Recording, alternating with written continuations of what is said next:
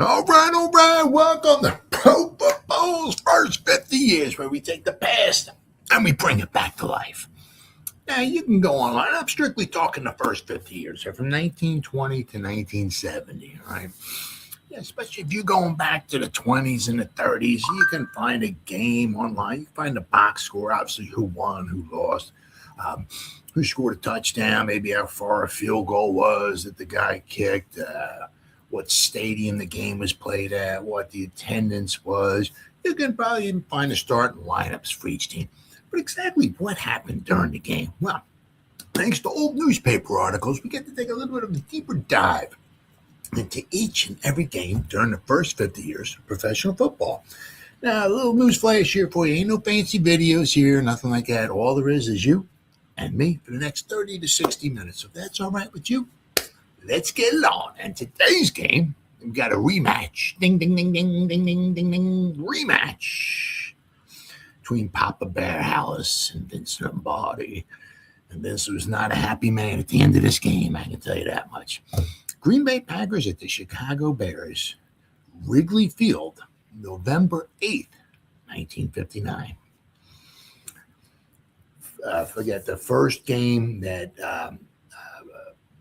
regular season game was the Packers defeated the Bears 9-6. Now this would be the second meeting between these two. Obviously historic teams, historic coaches, Hallis and Lombardi, and both these teams. And we'll go over the schedules in just a second. Finished really strong. The Bears, as you'll see in just a minute, started 1-4. They lost a couple close games. Obviously, one of them was the first game of the season. They lost a tough game, 9-6 to the Packers. But they started 1-4. They won their final 7 games of the season to finish 8-4, and they fell one game short of the division title because the Baltimore Colts were 9-3. They won the title. Now the Packers started 3-0, and oddly, after just the first 3 weeks of the season, the Packers were the only undefeated team in pro football in 1959. But then they would lose their next 5 games, this being one of them. But then they would win their final 4 games, and they would finish 7-5. The Western Division was very strong. The Colts were 9-3. The Bears were 8-4. The Packers and the 49ers both finished 7-5. So it was a very tight race, very, very tight race all the way through. So let's go pop up the schedule. Share screen. We're going to start with the Packers here first. All right, so as you can see, one thing I keep saying this in all the video, the Packers wind up being very streaky this particular season. Because if you add in their last 2 preseason games, I know they're just preseason, but if you add in their last 2, they would win 5 games in a row, start the regular season 3-0, then they would lose their next 5. Obviously, this being one of them. Spoiler alert: the Bears would win 28-17 here in Chicago. Then the Packers would go home and they would lose a tough battle to the Baltimore Colts. And then they would win their final 4 games of the season. Now, this would also be for the Packers, the final game. Lamar McCann, that Hall of Famer, he was the one that started off the Lombardi era for Green Bay in 1959. The first 7 games of the season, he was the starter. Bart Starr would finish the final 5 games of the season. And you can see, as they say, the rest was, as they say, is history. Lose a tough one to the defending Super Bowl and the upcoming Super Bowl champion, the defending champion, NFL champion. They got Super Bowl. The Super Bowl's coming up this weekend. That's why I got Super Bowl in my mind. But they would lose a tough one at home to the defending NFL champions and the eventual 1959 NFL champion Baltimore Colts, who are, obviously a very, very good team that year. But then they would beat the Redskins, the Lions, the Rams, and the 49ers to finish with very respectable 7-5. Now we'll look at the Bears here.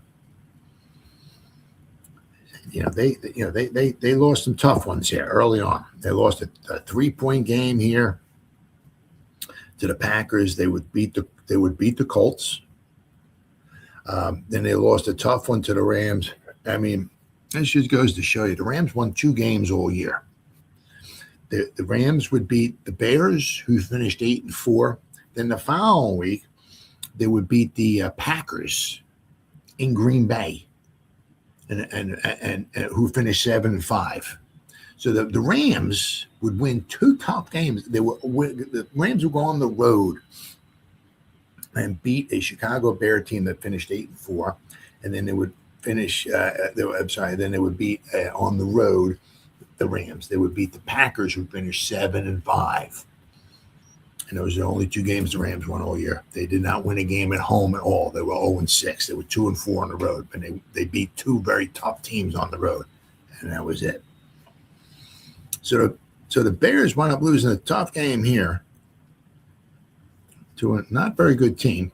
They lost 3 points here to the Packers. Then they lost, to the Colts. But then they lost a tough game on San Francisco to a very good 49er team. They lost a tough game there, 2017. But then you see here, they would win their final 7 games to finish 1 game out of first place. So both these teams were very, very good. Very, very good. All right. So let's go. This game here is played at Wrigley Field. And obviously, what can't you say about Wrigley Field? Between the baseball, football, lots of stuff goes on there. So I got a little something I found online talks about the history of Wrigley Field and the Bears. Then we got some pictures. I went on Wikipedia, and there's a couple ones Wikipedia with the Bears. I remember saying and Wrigley Field, but something is just. I mean, if I started reading that, I'd be here for the next three months. Some of that was pretty long. So let me see here.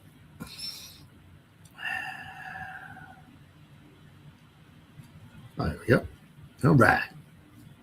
This talks about the Bears. They changed from Wrigley to Soldier Field because from 1921 to 1950, the Bears played at Wrigley Field. Actually, in the beginning, it wasn't called Wrigley Field. It was actually just called Cubs Park. But the name changed to Wrigley Field. In 1971, they moved to Soldier Field. So, a change from Wrigley Field to Soldier Field. Yeah. Chicago's Bears.com looks back at when 2 teams called the ballpark home. Yeah. Beautiful sight. Beautiful sight. On September 11, 2016, the Bears kicked off their 97th season of play on a sunny Sunday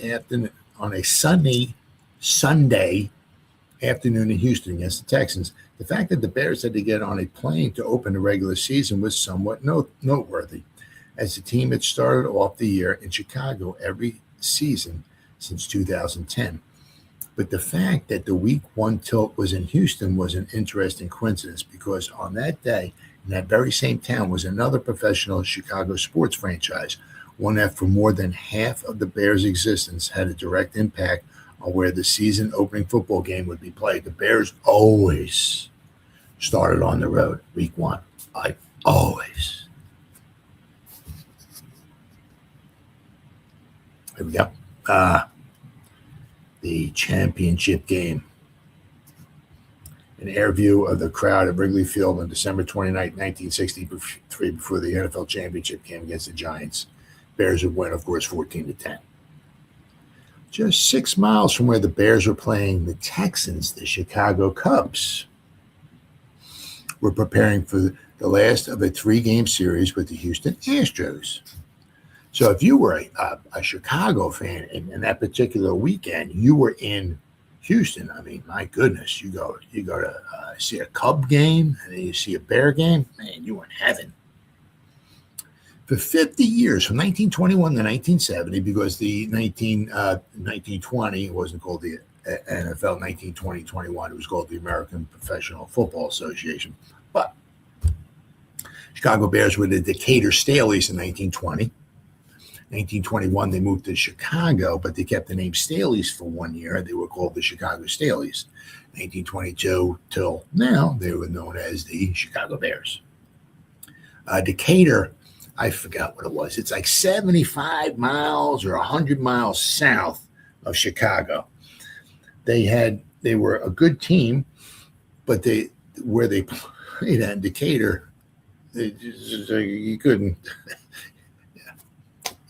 get any people there. It wasn't even a stadium where they played at. Very small crowds. So Mr. Staley, he had the foresight. He saw what could be, but he realized that in order for this team to survive and everything, it needed a bigger audience. Hence, going from Decatur to Chicago. And obviously, as they say, the rest is history, right? Back when professional football started and the team needed a place to play, the Bears founder, longtime coach and owner George S. Halas made an annual handshake deal with the Cubs chairman, William Beck. I think it's Beck or Beek Sr. and P.K. Wrigley, allowing the Bears to play their home games every fall at Wrigley Field, originally called Cubs Park.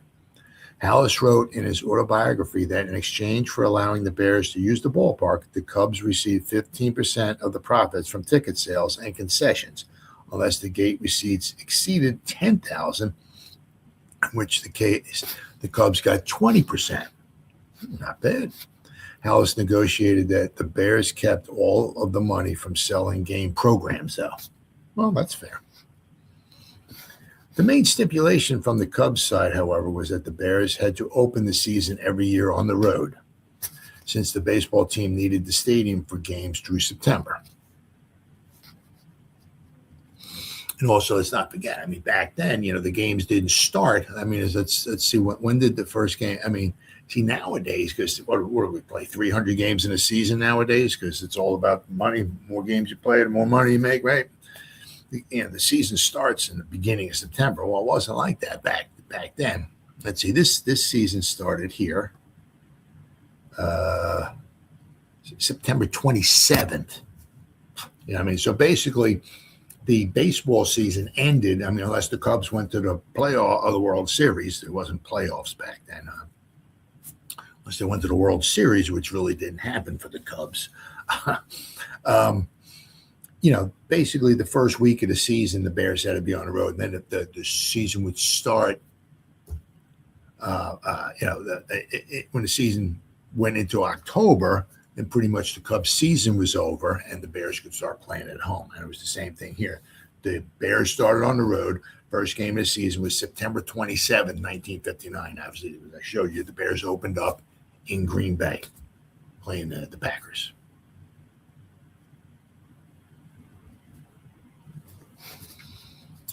All right. The story of how the Bears eventually left Wrigley Field and found a new place to play starts from the handshake agreement and the football team's eventual need to change the deal that they had agreed to for half a century. For the majority of the 50 years they played at Wrigley Field, the Bears were quite happy. They won 8 NFL championships playing at the stadium, always in front of a sold-out crowd. The grandstands and bleachers, which now rock for every Anthony Rizzo home run and John Lester strikeout, cheered legendary players like Red Grange, Sid Luckman, and Mike Ditka every week. Because of the way the stadium is constructed, fans were right on top of the field. And I'll show you. I got some pictures here, which stretched from the left field wall to the visitors' dugout along the first baseline. The only area of the stadium that was far away from the action were the right field bleachers, so Halas had temporary seats installed on the outfield grass to give patrons a closer look. Bears players loved the advantage they received from playing at the ballpark, and the team had success there. During the 50 seasons the stadium served as the team's home, the Bears were 219, 89, and 22 at Wrigley Field. It was a tremendous place to see a football game because you were very close to the field, said Patrick McCaskey, Hallis's grandson, a member of the Bears board of directors and the senior director of special projects for the team. Some games McCaskey and his siblings used to sit on a blanket on the sideline, hearing up close what their grandfather would yell at officials and his players. Other times they would roam the park looking for the best place to watch the game. I used to go around the field from different viewpoints, Patrick said. I enjoyed being in the upper deck behind the south goal line because you could see the line splits. Oh. Wrigley Field certainly had its quirks as a football stadium. It was interesting. The qualities that make venue unusual to this day for baseball made it downright dangerous for football. Yes, it did. The brick wall that surrounds the playing surface, brick wall, was a constant obstacle for wide receivers and running backs, forcing immediate stops to avoid a violent collision. In the northeast end zone, there was only about 18 inches between the back of the playing field and the wall, giving opponents some hesitations about throwing fade routes to that side. Players who thought ivy would serve as padding soon learned otherwise. Absolutely not. Meanwhile, the south end zone was not regulation size, as the dugout steps forced the back line of the playing field to be about a half yard short. Grounds crew workers filled the dugout steps with sand, leading to a playing field that wasn't even across its entire length. For Bears players and opponents, the playing surface wasn't the only part of Wrigley Field that was cramped. The stadium's locker rooms also lacked the proper space. Built in 1914 for baseball players and rarely upgraded in the decades that followed, the room was a tight squeeze for those who were even able to fit in. The shower room accompanied probably 20 guys, so everybody after the game would pile in there. You didn't know whose back you were washing, recalled former Bears offensive lineman Bob Witaska, who played at Wrigley Field from 1960 to 1969. The bathroom had just 2 stalls and 2 urinals, so there was no room for privacy. Let's put it that way. The confined space also impacted the Bears' bottom line. Capacity for football games at Wrigley Field was just 45,000. And with the Cubs taking a percentage of the gate, Hallis started looking to fit more people in the stands. By the 1960s, the owner began exploring for new places to play. Hallis consulted with P.K. Wrigley and Chicago White Sox president Arthur C. Allen in 1964 about building a new 60,000-seat multi-sport stadium, which would be built just west of the Loop, but the plan fell through. As the decade came to the end and the football team was still unhappy with its status as guest in its own home, the Bears decided that it was no longer in their best interest to renew their handshake deal with the Cubs and play at Wrigley Field every fall. Problem was, the team was not sure where they would go. The Bears opened the 1970 season on September 19th, defeating the New York Giants 24-16. That was on a Saturday night at Yankee Stadium. It marked the 29th time in the preceding 30 seasons that the Chicago Bears had been on the road in Week 1 as the Cubs occupied Wrigley Field through the end of September. The following week, the Bears were scheduled to play at home, but the baseball season hadn't come to an end. So the Bears opened their home slate versus the Eagles at Northwestern University Dike Stadium in Evanston. Wow. Hallis hoped to play more games in the northern suburb, but the Big Ten Conference ruled that professional sports could not be played in on-campus stadiums, putting an end to a long-term deal there.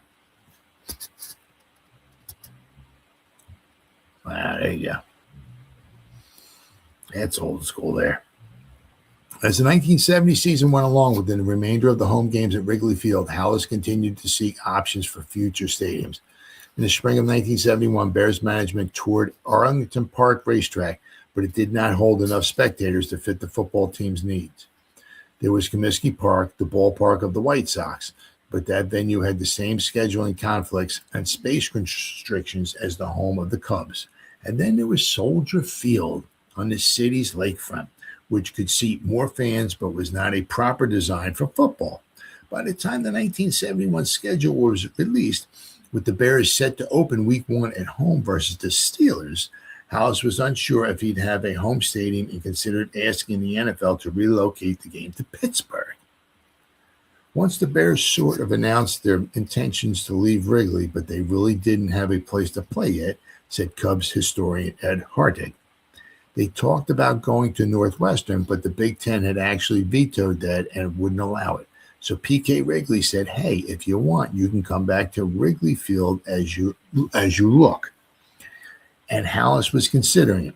It actually was pretty late when the Bears announced that they were going to Soldier Field. It wasn't until mid-May of 1971 that the Bears made the formal announcement they were going to relocate. Despite the design flaws, Soldier Field was settled on the best option for the home of the Bears. No professional games had been played at the stadium since the Chicago Cardinals had departed for St. Louis after the 1959 season, and was used as much for track and field as it was for football in a dozen years since. The Chicago Park District, which managed the venue, worked with the Bears to upgrade the facility to make it fit the team's standards. That included moving the playing field further south to give spectators a better view, installing artificial turf in place of the beat-up grass, and adding backs to seats so that the fans didn't have to sit on bleachers. Hollis made sure to bring with him the temporary seats he'd purchased for the right field corner at Wrigley Field. The owner had then them installed in the north end zone at Soldier Field. 45 years after the Bears stopped sharing Wrigley Field with the Cubs, both sides are happy. The Cubs have modernized Wrigley Field, adding lights and video boards, yet keeping its charm that has held for more than a century. The Bears made the proper changes necessary to keep Soldier Field up to date and completely rebuilt the stadium in 2002. And the NFL made up for all the years the team had to start the season away from Chicago. Since 1971, the Bears have played at home in weeks 1, 34 years, and have been on the road just 11 times, including this season, which I think was 2016. So, this is not a new article, right? We had no choice but leave Wrigley Field. It was just something that had to be done, McCaskey said. We won several championships out at Wrigley Field, had many great seasons and wonderful memories there, but we needed the increased capacity, and we needed to start the regular season at home. All right, then I got some pictures here. And one of them shows you kind of the configuration of the stadium.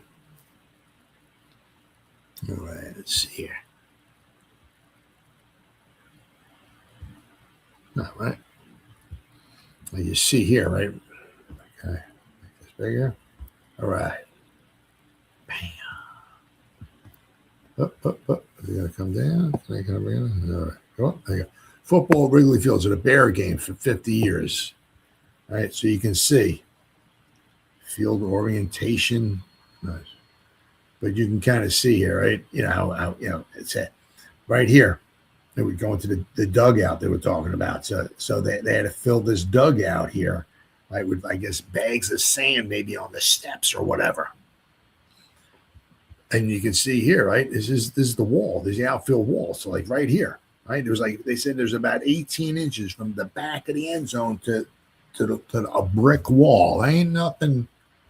Ain't no ivy covering the brick wall that's going to help you. That's brick wall. You hit that, ain't no give. You're in trouble. So you can say, but then you can also see here in Northwestern versus Illinois, game was played November 20, 2010. They played it this way. But you can still kind of see. It was very, very extremely tight. Wrigley Field, the one thing is, it's not a big stadium. Not a big stadium. The one problem is these stadiums here were built in between streets. It's not like, there's a big field behind Wrigley Field. And they're like, you know what? We can just blow the wall out, move the wall, make the park maybe a little bit bigger, but also give it more room for football, right? And we can add double decks here. We can do this, but no, there's only so much room there because you got streets here, right? I guess it's Seminary Street. You got Waveland Avenue, I think it was. You got Sheffield right here, So it's, you're at the mercy of the configurations of the streets here. You can only make it so big. So I mean, it's not very big. It's not very big at all, Wrigley Field. So as you can see, it barely fit. I mean, it's really cozy, I mean, as you can see here, right? I mean, this is where I think he put all the stands at. Right? I guess that he purchased, because you can see if you're like over here and you're rather far away. Like if the game's being played over here, you're rather far away. But you can see right here. I mean, you're on top of the field right here. It's very, very close. I mean, even if you're over here, if the game's played over, you're still far away. But I mean, the field is always, very close to you. Same thing here. And I said, if you put some stands in over here on the grass, right, you can see how you'd be close. But I mean, if you paid for seats over here, you're just very far from the field. You're like out here, and the field is like, the infield is over here. It's a heck of a distance there. Let's see here. Once again, so you can see all of these right here. See, this is where. See right here. This is where you put those stands right here. There we go. Let's see. We got some more right here. That's Well, let's see. If you hear any snoring, that's my dog, Randy. He had a rough day. He took 5 naps today. He had a rough day. But see, this is where he put the stands at here. So they're right on top. Get you much closer to the action right here. Right. And this is I guess is the college version, right? Because you can see here, right? This is where you go from like the first baseline all the way out to left field out here, right? So this is the Bears playing, and this is the college version, where you go from third base all the way to right field. See, the Bears played this way, and the college they're playing this way. As I said, with the Bears, the one came here by this dugout here. So the end zone back here was only about like 9.5 yards deep, wasn't full 10 yards. And they had I guess they said they had to put maybe sandbags or something in the dugout here. So if anybody fell in there or ran in there or whatever, they'd fall into, I guess if they fell into, they'd fall into some sand and not get badly hurt.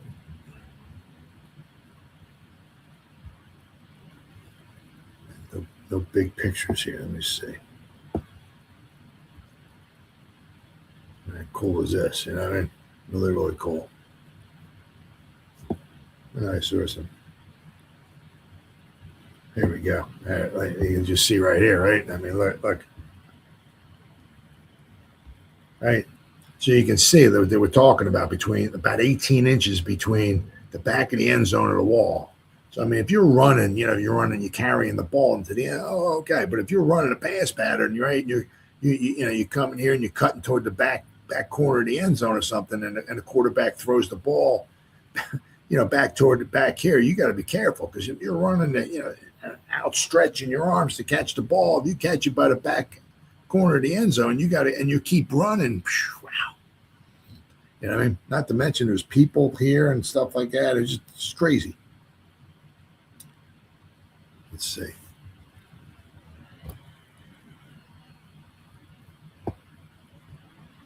And yeah, same thing here.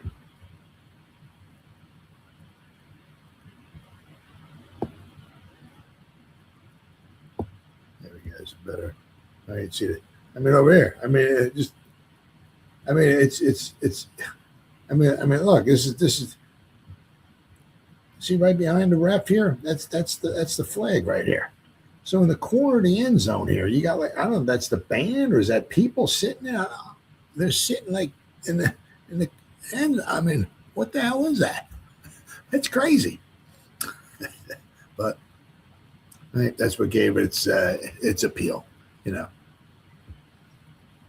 Only those old time stadiums. Gotta love it. All right, so let's head into the game here. And we'll start off with my go-to for the Green Bay Packers, the Green Bay Press Gazette. So we'll go to the November 9th, 1959 edition of the Green Bay Press Gazette. And Mr. Lombardi was not very happy after this game was over.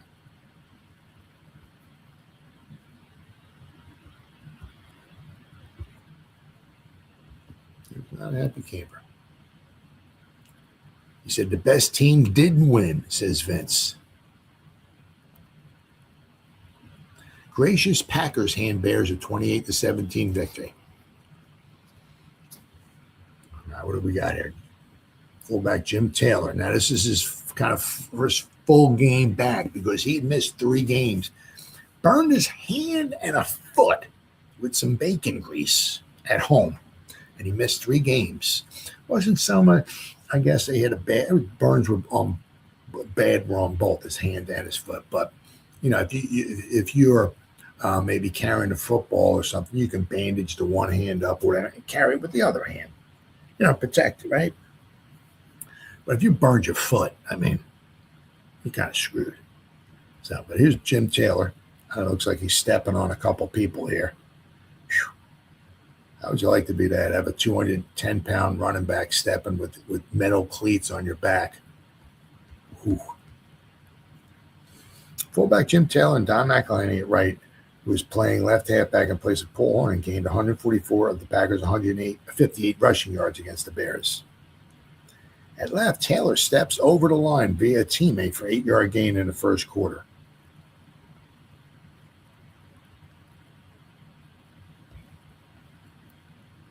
We have here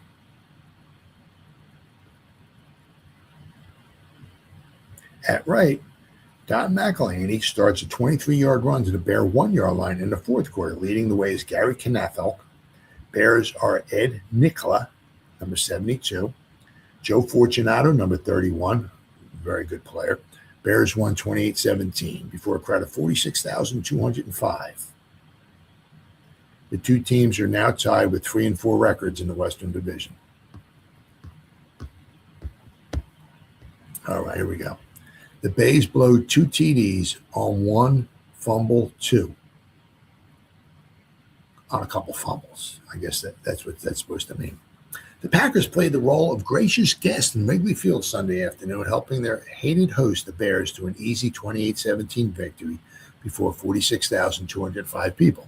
This was disturbing because the Packers looked like the best team on the field, despite subpar performances by 2 of their so-called stars, Paul Hornung and Max McGee. I'll tell you what,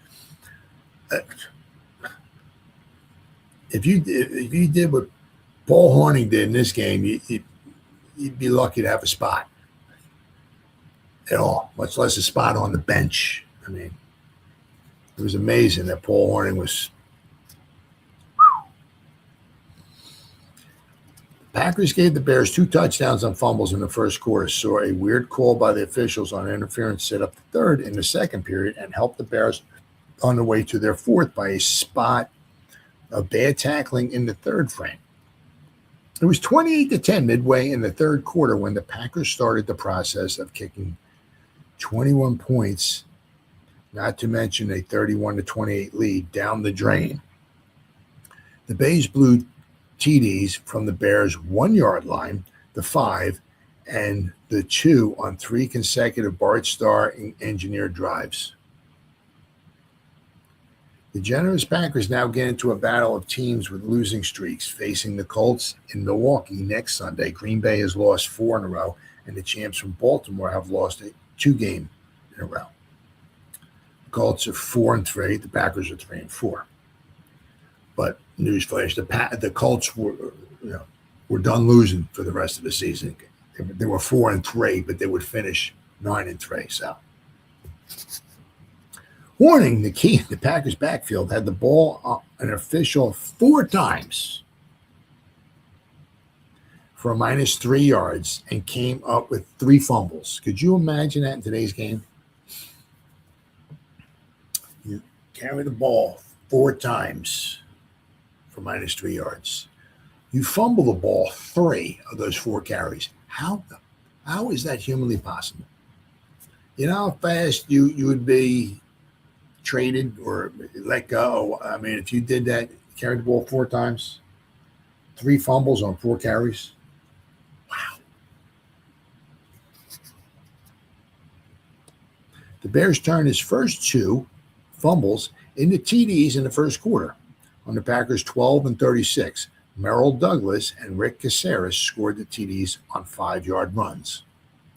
Horning's third fumble was more costly, though. Really? With 3rd down and half a yard to go for a touchdown early in the 4th quarter. Wow. He lost the ball. Unfortunately, Jim Taylor recovered back on the 5. After the Bears took their gift 14-0 lead in the first quarter, the Packers' Taylor ran 10 yards for the Bay's first TD on the first play of the second quarter. Horning booted a 27-yard field goal a moment later for a 14-10 score.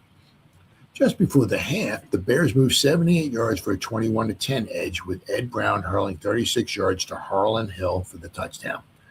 Early in the drive, the Bears had a 3rd and 20 yards to go situation, and the Packers were called for interference on a batted up pass between 1 Bear and 3 Packers. That ridiculous call gave the Bruins a first down at midfield.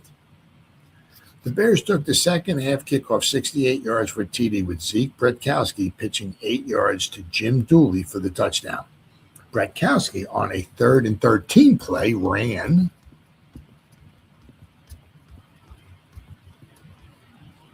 42 yards when he couldn't pass, eluding 3 grasping Packer tacklers to set up the 4th Bear score.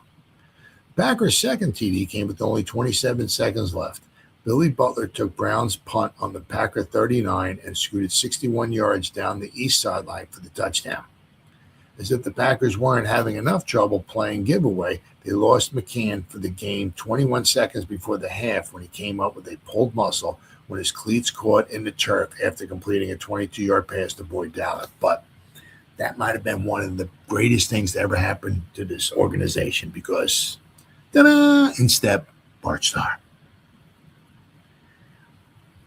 After the Bears made it 21-10, Starr pounded the Packers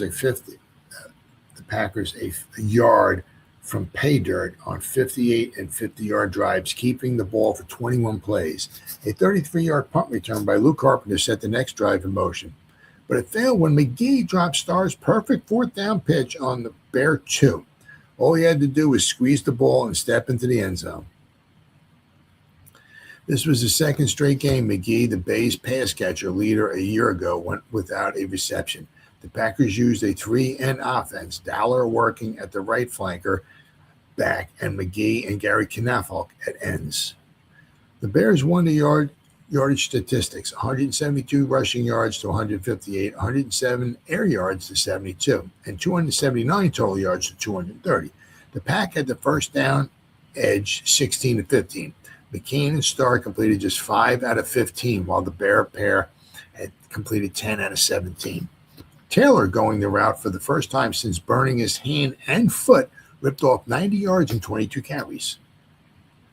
With Horning lacking any zest, Don McElhaney went to the left half spot and gained 54 yards and 11 carries and caught 2 passes for 27 yards. Packers won the toss and Horning gained 3 yards on the first play, but the Bays were offside and the play was nullified. Horning fumbled on the next play, and Joe Fortunato recovered on the Bay 12. Morris ripped 5 and Douglas 7 for the first touchdown.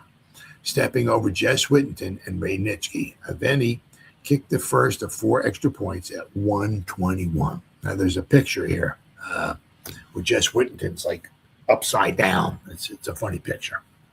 I'll show you.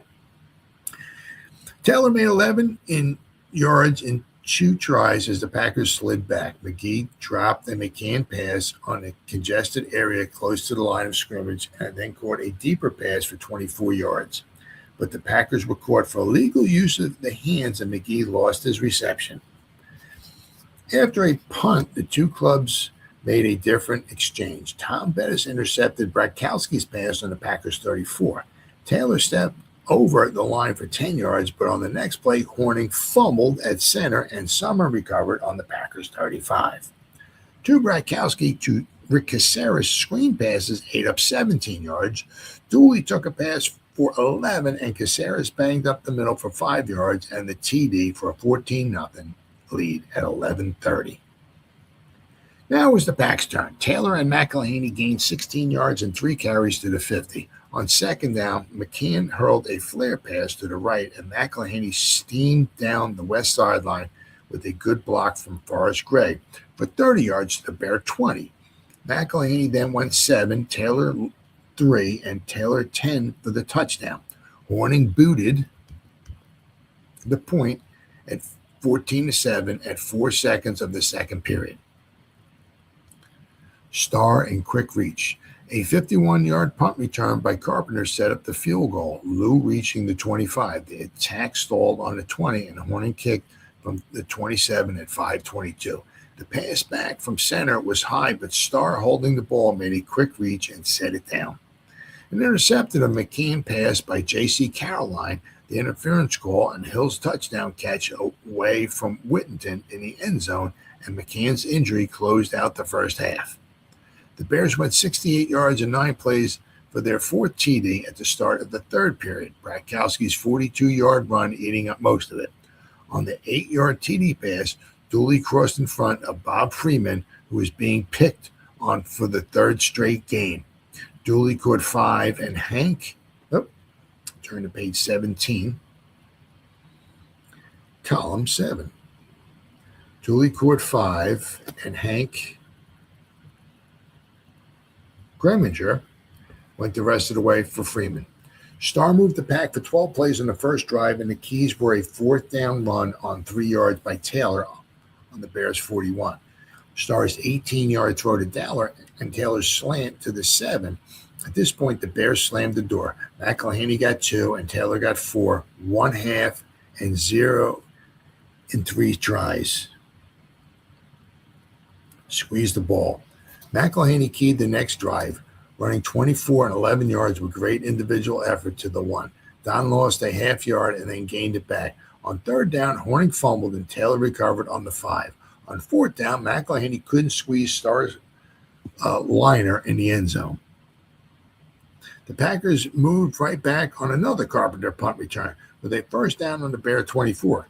Dowler was pushed badly on Starr's throw, but there was no interference called.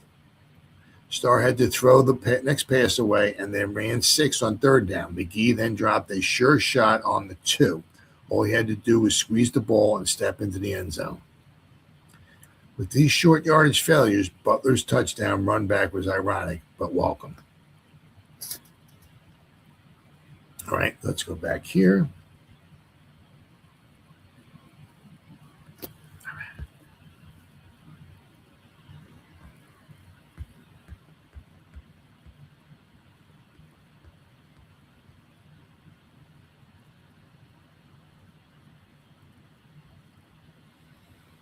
All right, here we go.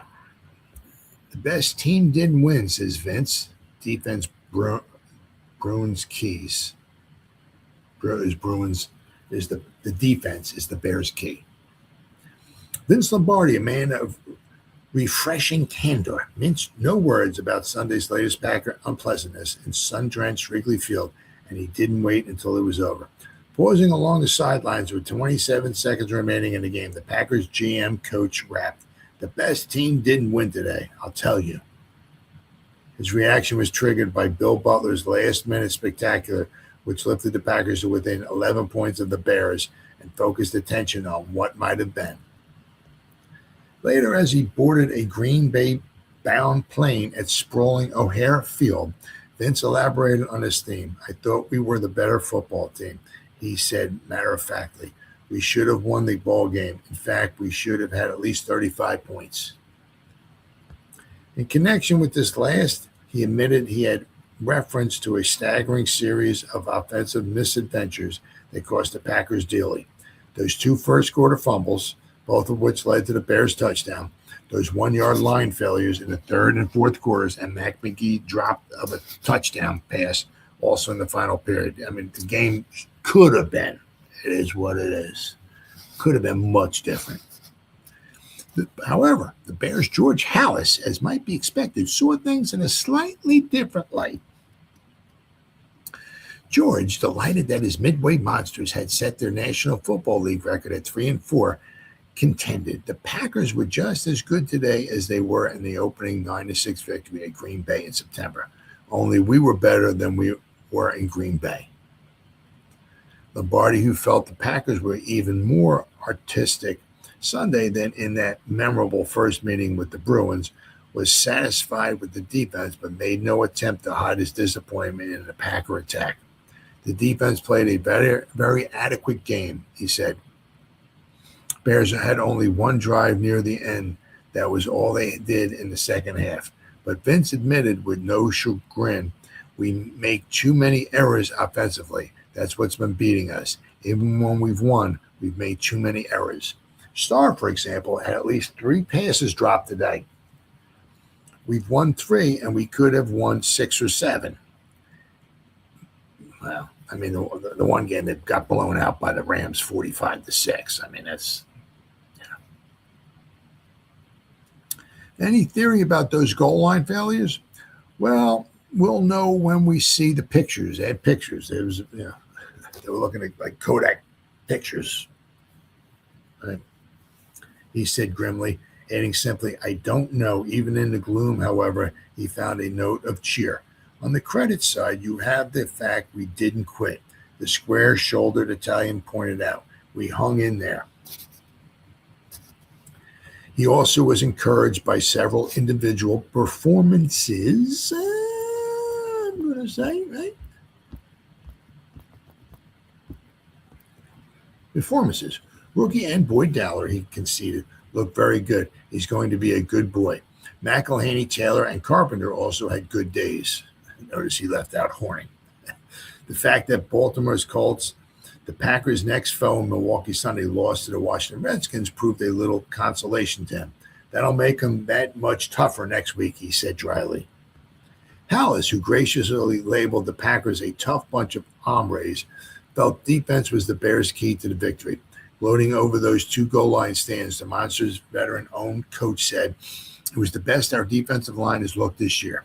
He lauded Fred Williams, Earl Leggett, Bill Bishop, Bill George, and Doug Atkins for those down-deep heroics, along with linebacker Joe Fortunato pointing out it had to be a combined effort.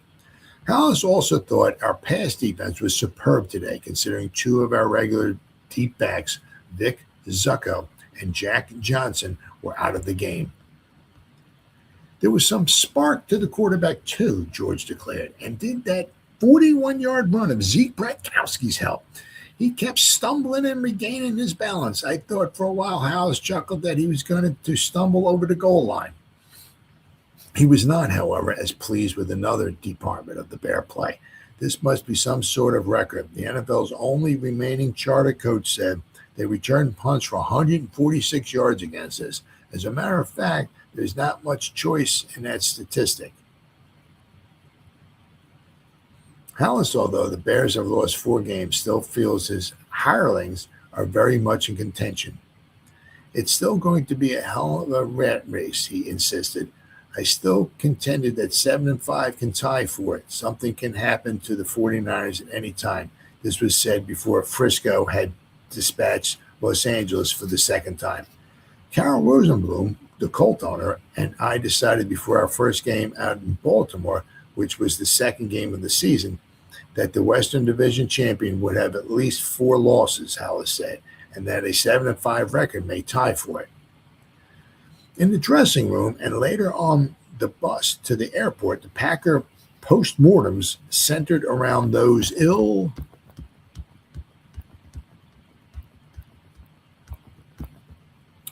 goal line assaults. Big Jerry Kramer, seeing red again at the memory, hurled a chunk of tape to the floor. I can't understand it, he growled. We've never had any trouble down there before. One thing, though, their defensive team got high the first time they stopped us, and that made them tough. But we still shouldn't have had that much trouble. Bart Starr, who moved in at quarterback after Lamar McCann pulled a muscle in his left leg with 21 seconds left in the first half and held fourth the rest of the way had no explanation. I just should have called a better play, the fourth-rate Alabama alumni said sadly. McCann, explaining the injury, said, "It was a freak. I was throwing the ball and Atkins hit me, but not very hard. I don't think he even knocked me off my feet. My cleats hung in the ground when he hit me and pulled all the muscles in the back of my leg." Wow. "It was a freak accident," he added, "outside of a little pulled muscle. I had it in the first Bear game at Green Bay. I haven't had one since I left college 6 years ago." Little Bill Butler, comparing notes with fellow punt returner Lou Carpenter,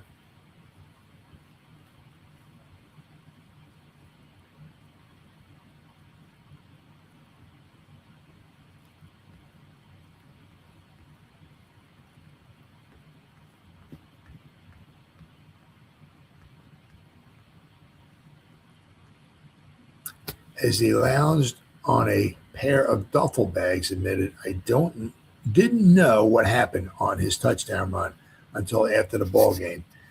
Had he figured to go all the way? Once I got around the end, I thought I could," he replied. "The only man who had a good shot at me was the punter, Ed Brown, I think, and he was too far away. Somebody made some awful good blocks in there that I know."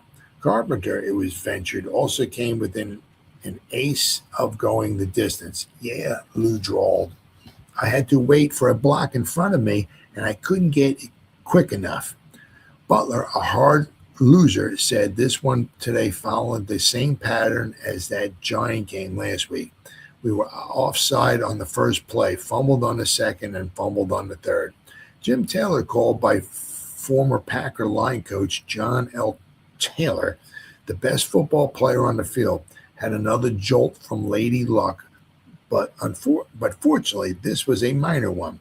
The former LSU blaster, who now has rolled up nearly 200 yards in 2 appearances against the Bears, injured the right hand burned in a home accident last month. "I broke the skin on it. The burned area pretty bad," he admitted, "but it doesn't pain me." A familiar figure adorned the Packer bench, but out of uniform. It was Howie Ferguson, former Packer fullback who retired earlier this season. Howie arrived in time to watch Saturday afternoon's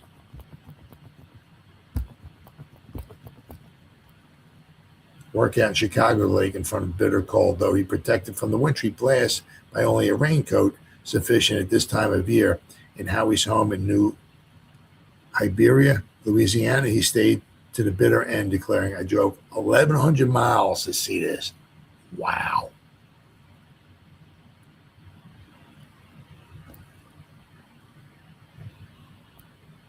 Phew. Wow, 1,100 miles. All right, so what we got now here?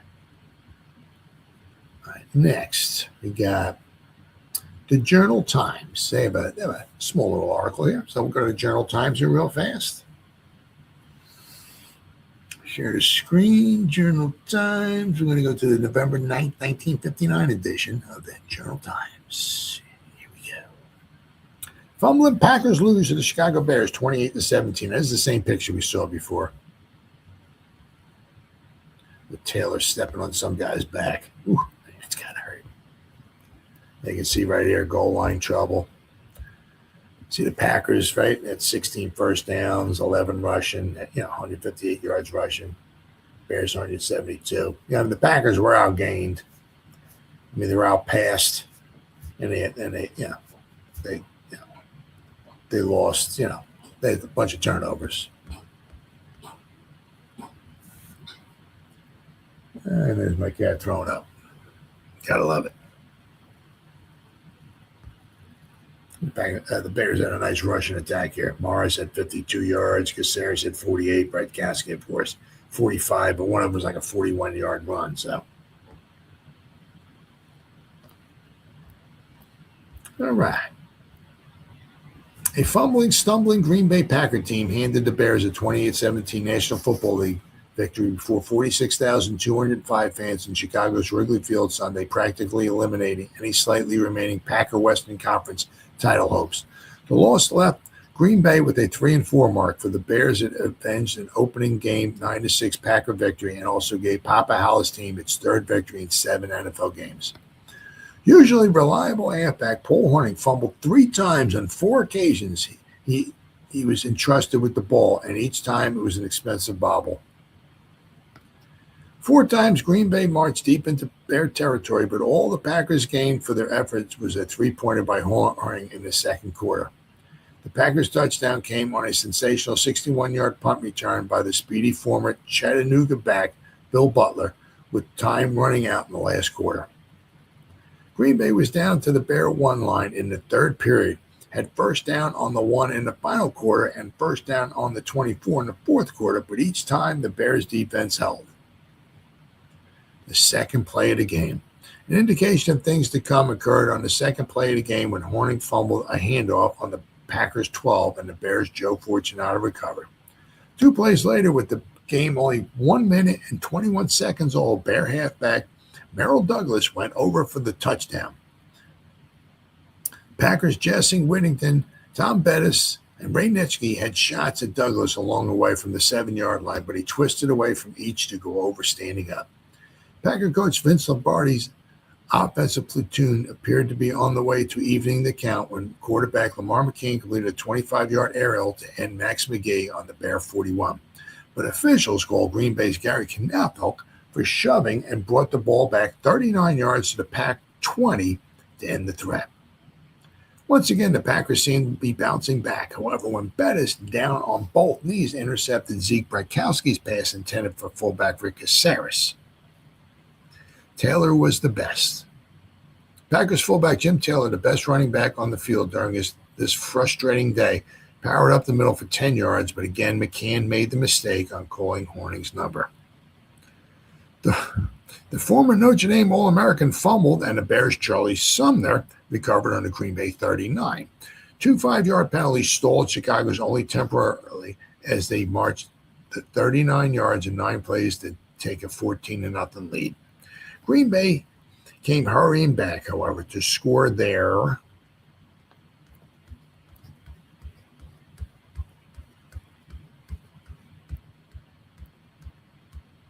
first touchdown of the day in the second quarter. 30-yard McCann halfback Don McElhaney pass and the running of Taylor highlighted a 66-yard Packer drive to the marker after the Bear kickoff. Taylor bounced off the Bears' Earl Leggett and powered the last 10 yards for the TD. Packers moved to within 4 points a few minutes later when Hornung booted a 27-yard field goal. Luke Carpenter paved the way when he returned a Bear punt 51 yards to the Chicago 25 with Jim Temp, former Wisconsin All-Big 10 star, leading the interference. 3 plays from the 25 netted only 5 yards, however, and the Packers were forced to go for the 3-pointer. The Bears put together 4 first downs in their most concerted drive to score their next marker late in the second quarter. The payoff was a 36-yard pitch from Ed Brown to Earl Hill, who evaded Whittington in the end zone to take the flip. Hollis's team hurried to widen the gap after the intermission. Bratkowski went back to pass from his own 28. Couldn't locate a receiver. Instead, raced 42 yards to the Packers' 31-yard line. Both Bobby Freeman and Bill Quinlan had clean shots at him along the way. Freeman bounced off the twisting Bear quarterback, and Quinlan tripped and fell over his own feet. The Bears moved down to the 8-yard stripe. Then halfback Jim Dooley faked Freeman out of position and took Bratkowski's pass in the end zone for the score. Now came the opportunities for the Packers that must have added a few gray hairs to the Lombardi's head. An 18-yard Bart Starr to Boyd Dowler pass and Taylor's running gave Green Bay first down on the Bear 7. McElhaney picked up 2 yards and Taylor 4 to the Bear 1-yard line. But 2 more cracks at the Chicago forward wall netted exactly nothing. Again, the Packers came back. McElhaney raced 23 to the Bear 19 before being tripped up by Erich Barnes. Taylor went 7, and McElhaney made a first down on the 1. McElhaney lost a yard in 2 tries at the line. Then Starr once again handed off to Hornung. Green Bay's golden boy, and he came up with his 3rd costly bobble of the day. Taylor recovered on the Bear 4, but the stem The steam had gone out of the Green Bay offense, and on fourth down, McElhaney let Starr's pass go through his fingers in the end zone. Carpenter again. Green Bay's punt return team remained hard at work despite the 18-point disadvantage in the final quarter. Carpenter returned a brown boot 34 yards to the 28. A defensive holding penalty gave the Packers a first down on the 24, and 3 plays later, they were on the 19. And Max McGee drops Bart Starr's pass on the 2, however, and Green Bay was stymied again. Butler's consolation touchdown on the 61-yard punt return was something he has been threatening to do all season. He raced to the left sideline and simply outran the Bears defenders. Lombardi's team was undoubtedly hampered when McCann was forced to leave the game near the end of the first half with a pulled muscle in his leg. Starr moved the team well enough in the final 2 quarters, but he couldn't call the touchdown play when Green Bay got in the scoring position. Despite the loss, several things could have given Packer fans some measures of joy. One was Green Bay's determined fight back despite each setback. Another was the return to form of Jimmy Taylor, a 200-pound fullback from Louisiana State. Taylor saw some action a week ago, but he had missed the previous 3 games. And the week prior, he only had 2 carries for 15 yards. After he suffered burns in an accident at his home, he picked up 90 yards and 22 carries and must rate with the Colts' Alan Amici and the Browns' Jimmy Brown among the league's most powerful runners. Green Bay's defensive line performed ably enough, but the backfield let Dooley and Hill get away from them for 2 Bear touchdowns. It was a frustrating day for the Packers, their fans, and Lombardi. One they will all hope won't be repeated next Sunday when the Baltimore Colts and Johnny Unitas move into Milwaukee County Stadium for the last of 2 games there this year. And they're the standings, right? Well, San Francisco is ahead by 2 games, but they would finish 7-5. So they would go from 6-1 to 7-5. So out of the final 5 games, they would go 1-4, and they would completely. Look. The 189. They've scored more points than anybody. They've only given up 88 points, which is second best to the Browns, who gave up 86. The 49ers. Looking good, really good. But they would wind up finishing tied for 3rd place with the Packers. Both would be 7-5. So. Change was going to happen for the 49ers, unfortunately for them. All right, so we got one more here. We got the Chicago Tribune. Try to read that kind of fast here, because we're already over an hour. All right, so let's go to the November 9th, 1959 edition of the Chicago Tribune. And I think this is one I got this weird picture to show you. Weird. But, all right. Here's right. Harlan Hill appeared in only 1 series of plays for the Bears Sunday. He climaxed that appearance by taking a 36-yard pass from Ed Brown in the Green Bay end zone. Jesse Whittington is the unsuccessful Packer defender. Right there. Right? It says right here. Whoops. Goal line. There it is. Good pass. Thrills 46,205 with 2 goal line stands.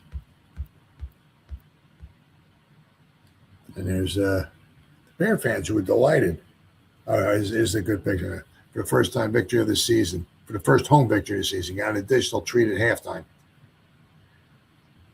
Had dancers. Now, this is funny. This is Whittington. He got tumbled upside down.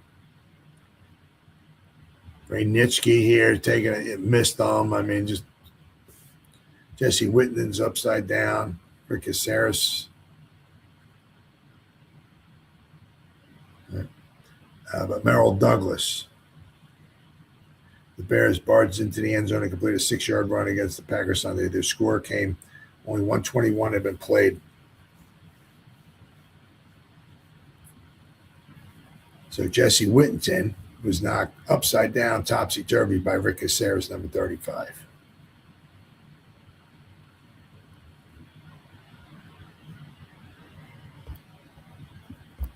All right. Chicago's aroused Bears got off to an auspicious start on the second half of the National League Championship race Sunday by overpowering the Packers 28-17 in the 81st renewal of the professional football's most glamorous rivalry. This is 1959. They played 81 times.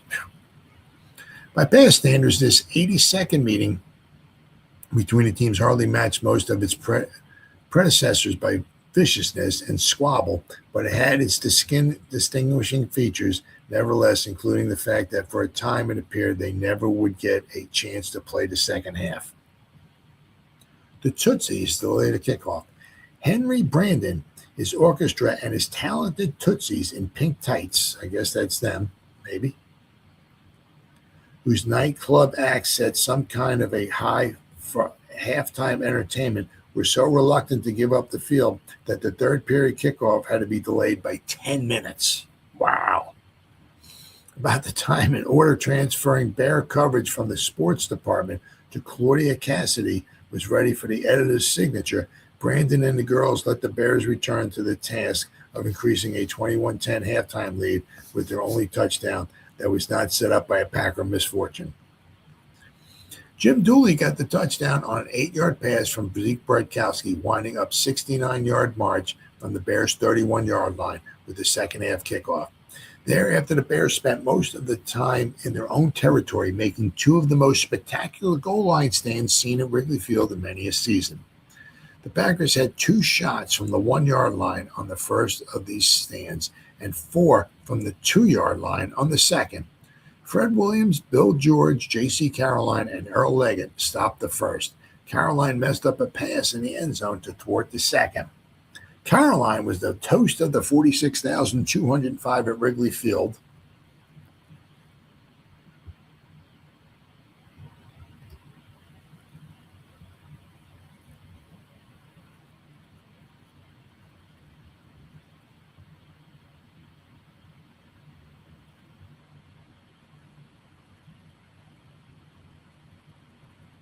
One of these here. Okay, here we go.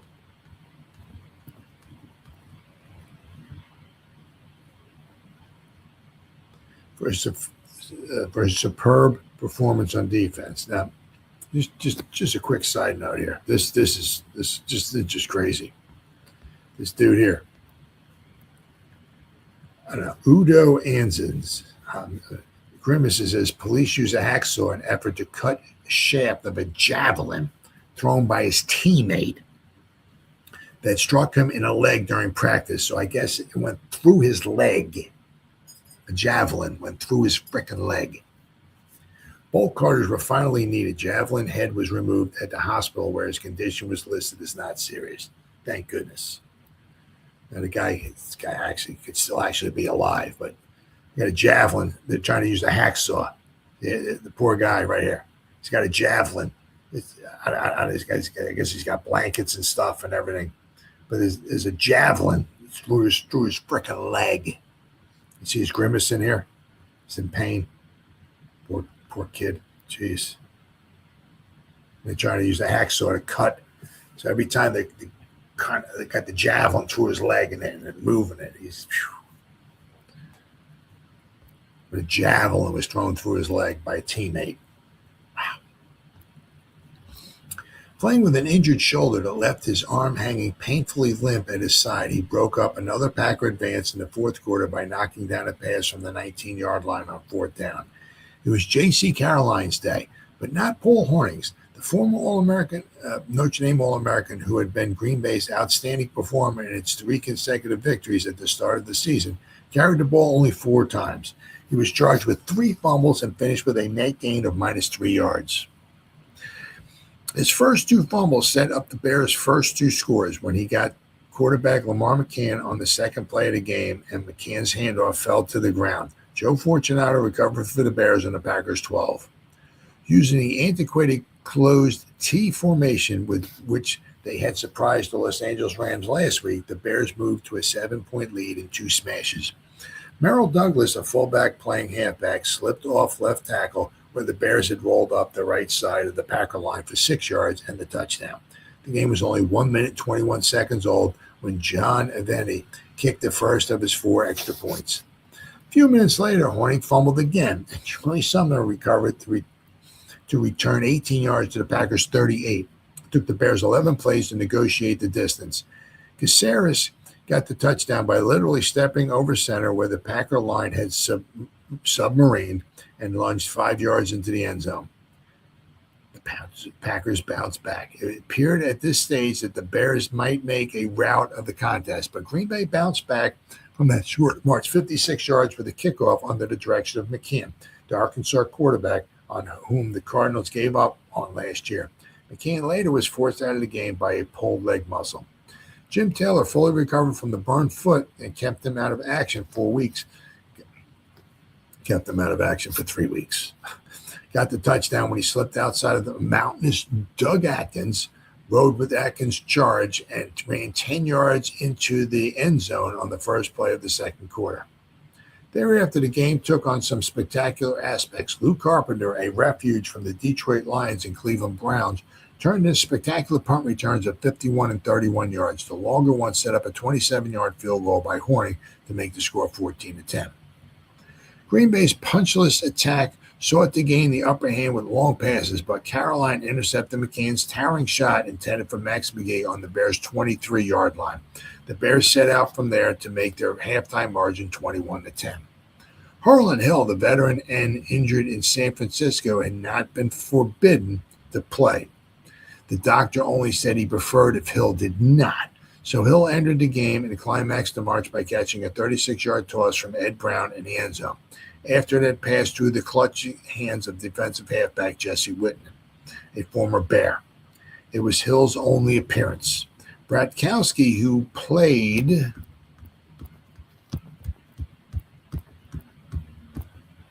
most of the game at quarterback as the Bears stuck closely to their T formation, provided the killing blow in their third period attack when he ran 41 yards on third down and 13 yards to go after finding all his receivers covered.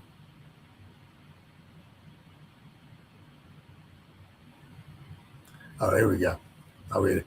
He appeared he would be stopped at midfield by Bill Quinlan, 253-pound defensive end from Michigan State, but it turned out that Quinlan was only looking for a place to lie down, and Bratkowski's continued onto the Packer 31 before being overhauled. 6 plays later, Bratkowski passed 8 yards to Dooley for the score after Willie Gallimore on a swing maneuver had trailed Dooley across the line of scrimmage and attracted the attention of the defenders.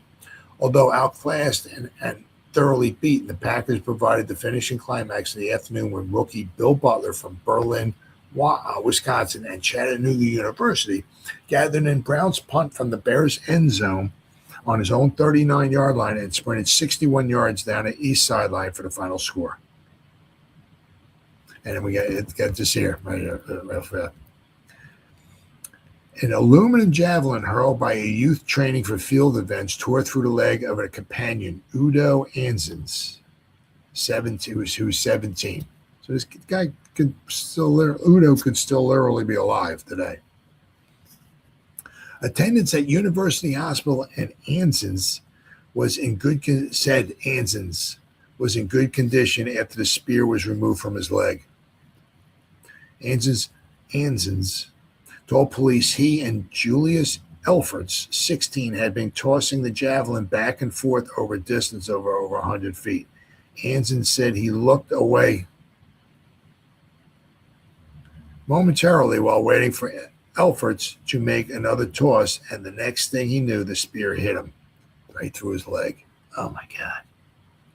So I guess the moral of the story is there, if you're tossing javelins back and forth, right? Your turn. Right there, baby. Don't look away. Could be very, very painful. So the Bears, both teams. The Bears were in the middle of winning their final, slew of games after they finished. After they started the season, the final 1-4, they would win the final 7 games of the season.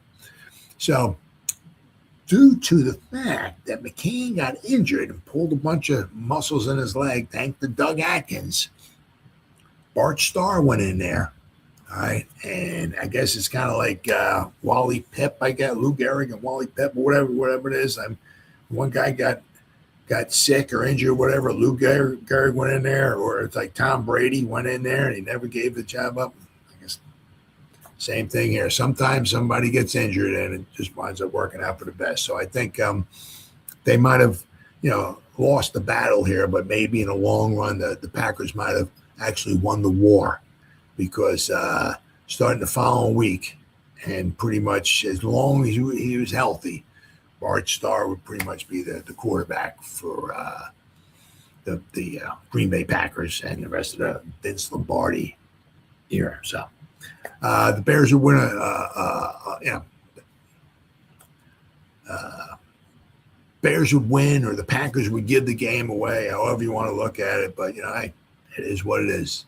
Turnovers and what you do with the turnovers is a huge part of football. So Bears would be victorious. So that's the way it was on this date, November 8th, 1959, as the Green Bay Packers played the Chicago Bears in Wrigley Field in pro football's first 50 years. Thanks for watching. I'll see you next time.